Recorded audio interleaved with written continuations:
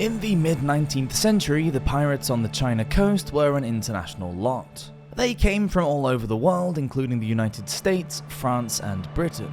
Many of them worked together with the Chinese merchants in Hong Kong and in the treaty ports. One of the most famous of these bandits was an American named Eli Boggs. When Boggs was captured, his trial was a sensation. It was an enthralling tale of adventure on the high seas and had everything from piracy to kidnap to murder. But it was the accusations of corruption and conspiracy made by Boggs that would cause the downfall of a government official and scandalise Britain's colonial establishment. Let's learn more. Welcome to Walk the Plank. The English Hostage.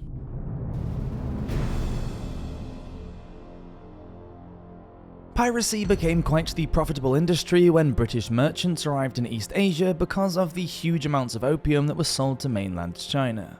While some pirates were happy to raid clippers carrying opium and sell the cargo, others were more ambitious and found that holding people for ransom was far more lucrative. The pirates prowling around the South China Sea had a nasty reputation, and business partners, friends, and families of kidnapped victims were more than happy to pay a substantial amount to have their loved ones returned. Boggs was said to have dismembered the body of one of a group of kidnapped victims to prove that he meant business and scare the families of the others into paying well for their release. These sorts of cruel methods, as used by Boggs and other pirates, were recorded in 1806 by John Turner, a British sailor who was held hostage on a pirate vessel. Turner was sailing as first mate on the Tay, a trading vessel carrying opium and tea between India and China. The ship was on her way to Kwangchow with a stopover in Macau, which was a Portuguese colony at that time. After being anchored overnight just west of Macau, the captain ordered Turner to take the ship's single-masted sailboat, the cutter, to collect provisions. Turner took 6 crew members who hailed from Malaysia and India with him and set off at dawn. The men carried 2 muskets as their only form of defense. They were just halfway across the water to Macau when they were approached on both sides by 2 Chinese junks. One fired on them whilst the other moved in before the sailors even had a chance to react. Wearing black turbans, the pirates jumped on board the cutter brandishing their swords. One crew member was stabbed. Before he could be attacked, Turner leapt overboard and tried to swim away, but he was dragged out of the water and onto the larger junk along with his crewmates. Over the course of almost 6 months, Turner would later describe how the pirates captured new hostages on a daily basis. On one occasion, 2 Chinese prisoners had their feet nailed to the deck of the bandit ship and were tortured by a method known as death by 1,000 cuts. A slow and extremely painful process that involved cutting away portions of the victim's body over a long period of time until death occurred. Turner spent almost 6 months as a prisoner of the pirates before his ransom was finally agreed and paid, and he was released after witnessing many horrific acts of barbarity whilst in the hands of his captors. The Young American.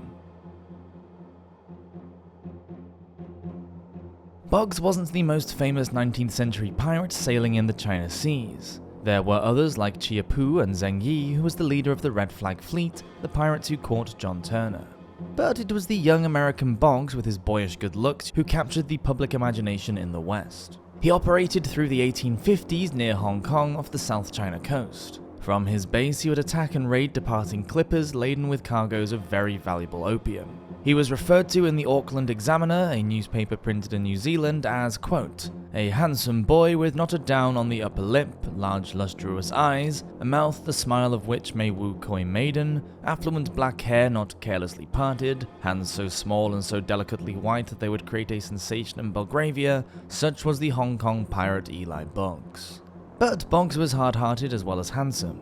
In addition to indiscriminately killing lots of sailors on board any ships that he captured, or forcing them overboard, he also liked cutting up bodies into small pieces and having them sent to shore in buckets as a warning to the authorities that he absolutely would not tolerate any interference in his piratical activities. It is not known how, when, or even why Boggs ended up in China, but what is sure is that by the mid-1850s, the British wanted him arrested and tried for piracy, and they wanted him badly enough to offer a $1,200 reward. Another detail that is unclear is who it was that eventually captured Boggs. It's possible he was caught in Shanghai by Captain William Henry Bully Hayes. Hayes had quite the reputation himself and was later known for blackbirding in the 1860s and 70s. Blackbirding is a practice that involves coercing or kidnapping people and taking them from their indigenous countries to foreign lands, where they would be made to work either for very little or nothing.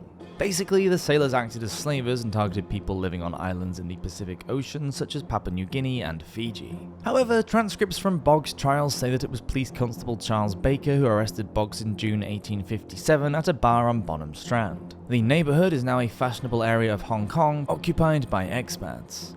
Anyway, whoever it was that detained Boggs, he ended up on trial for murder and piracy. According to the reporter George Wingrove Cook, the Times special correspondent in China who covered the trial, Boggs, quote, spoke for 2 hours in his defense, and he spoke well, without a tremor, without an appeal for mercy.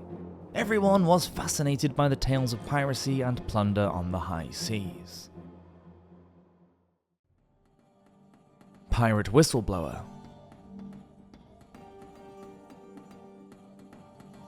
It was during his testimony that Boggs made the shocking allegation that he was being tried because of a conspiracy. He accused a Hong Kong official named Danyan Caldwell and Ma Chao Wong, a notorious pirate and the owner of a Chinese bumboat, of working not only with one another but also with all of the pirates on the China coast. A bumboat is a small boat that is used to ferry supplies to ships that are moored away from shore. Boggs said the two men protected one another's interests. Wong rose in power from Caldwell's protection racket, and he in turn profited well both professionally and financially. Caldwell, he said, even gave other pirates up to the authorities so that he would rise through the ranks. It was proven that Boggs had, quote, boarded a junk and destroyed by cannon, pistol and sword 15 men, and that having forced all the rest overboard, he had fired at one of the victims. But there were no witnesses, and it could not be proved that Boggs had killed anyone with either a blow or a shot struck. He was found not guilty of murder, but guilty of piracy, and was given a sentence of transportation for life. The journalist Cook declared that the allegations about Caldwell were a pack of lies, but went on to state that he had covered the story, quote, not because this young ruffian is a dandy as well as a cutthroat, but because the subject of piracy is of great importance. Where I now write, there are 200 junks lying in the harbour before me, and every one of them is armed with at least 2 heavy guns. Some have 12. Probably 1/4 of these are pirates who live principally by piracy and adopt the coasting trade only as a cover to their real profession. The Attorney General of Hong Kong, T. Chisholm Anstey, disagreed with Cook on the subject of Caldwell's guilt. Anstey had been given the job of rooting out corruption by the Governor of Hong Kong in 1856. In 1859, Anstey wrote to the Duke of Newcastle, who was Secretary of State for the colonies, describing the event as, quote, the most scandalous scene, especially because of the demeanour of Mr. Caldwell under the accusation, was clearly that of a guilty man. Caldwell held great responsibility as Register General and protector of the Chinese population in Hong Kong, which meant he could easily work with them and exploit his position. It also meant that he had the ear of the governor and could easily cover up his corruption and maintain an air of respectability.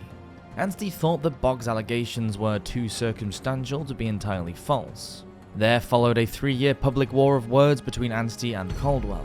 Anstey wrote and published a pamphlet called Crime and Government in Hong Kong in the hope of having Caldwell dismissed. Caldwell scorned Anstey for his insignificant ravings and accused him of being a discontent monomaniac. Anstey thought that many in the colonial government of Hong Kong were covering up for Caldwell, and things became personal when he called Caldwell a brothel keeper and pirate and referred to his wife, who was a native of Hong Kong, as that harlot during a legislative council meeting. It didn't look too good when the colonial secretary, a friend and fellow Freemason of Caldwell, destroyed the pirate Ma Chao Wong's account books, which were of course vital evidence in the case, using the excuse of, quote, saving office space. Downfall.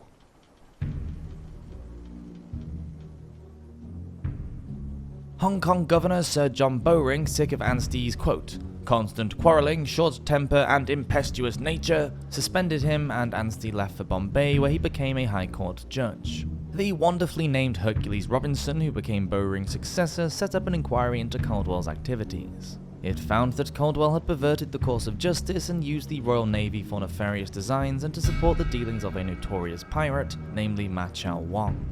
Caldwell was declared unfit for public office in 1861.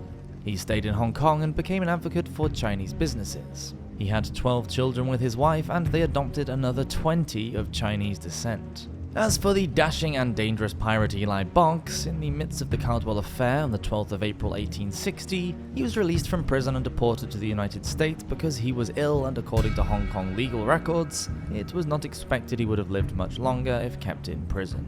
A traveller to Hong Kong, Albert Smith, said that he visited Boggs in prison a year after his confinement and said Boggs, quote, complained terribly and said his chest was affected.